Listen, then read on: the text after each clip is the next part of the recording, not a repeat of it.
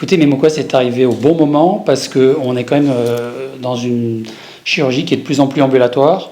La crise du Covid, d'ailleurs, a été un phénomène accélérateur puisqu'on a pu se mobiliser sur le Covid tout en continuant à opérer grâce à l'augmentation du taux d'ambulatoire. Et on fait des pathologies de plus en plus lourdes.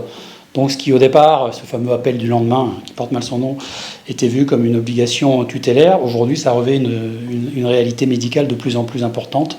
On fait des chirurgies parfois très lourdes en ambulatoire. Et donc suivre le patient après, à l'évidence, du point de vue médical, ça j'imagine, je ne suis pas médecin, mais du point de vue légal, évidemment, c'est de plus en plus important. Et votre solution, elle permet d'être systématique dans la prise de contact avec le patient, à effectifs infirmiers précontraints, puisque le financement de la santé fait que nos effectifs sont ce qu'ils sont, et que le temps infirmier est précieux, et puis que les infirmières sont aussi une denrée rare. Voilà. Donc c'est la bonne solution pour appréhender le sujet à effectifs constants.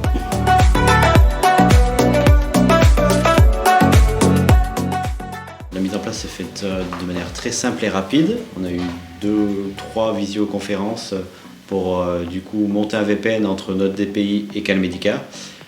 Ensuite, les gammes opératoires, enfin les interventions sont envoyées chez Calmedica. Et après, du coup, les protocoles ont été intégrés dans Calmedica et ensuite les alertes ont pu être, enfin le projet a pu débuter.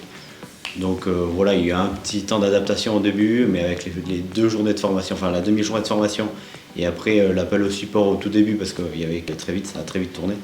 Et du coup, les équipes l'ont très très bien accueilli.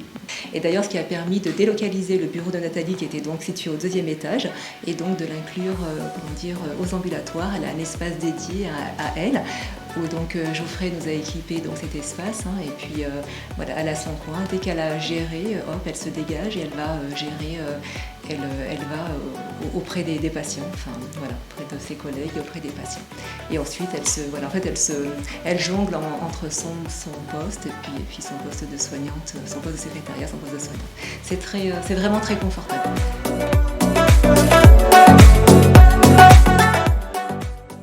Pour nous, c'est très important parce que quand on est face à des petites problématiques, c'est vrai qu'on n'a pas vraiment des fois le temps d'attendre ou il est important d'avoir des réponses immédiates et c'est le cas. En tout cas, les explications qu'on nous transmet sont très claires et on peut à nouveau les transmettre aux autres soignantes. Il faut qu'on puisse transmettre facilement ce que nous on pratique aux ambulatoires. Je maintiens qu'il faut une personne référente, donc une soignante référente qui sait de quoi il en retourne et qui sait apporter les réponses. Je pense que l'étiquette de référente est très importante. Nous, on n'a que des points positifs.